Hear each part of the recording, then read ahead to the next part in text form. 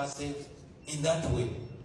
Mungeri bwetu tujja kugenda maaso. We cannot think the same, we cannot be the same, we can never belong to the same tribe, never belong to the same ethnicity. We can never belong to the same religion. But believe me, we share the same pain. And if our country gets better, then we shall all enjoy it. Fenna.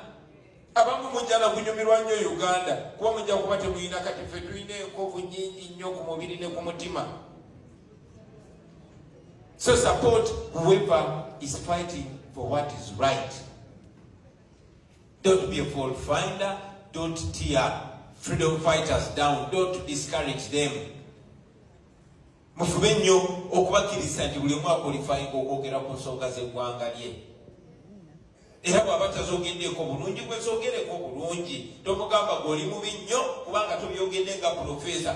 Ffe abamu tetuli ba profesa. Finally, ladies and gentlemen, finally. No, it should be finally. I want to encourage you to organize. We did the sensitization. We did the mobilization and united our people. Now we need to organize. Each one of you be a center of that organization.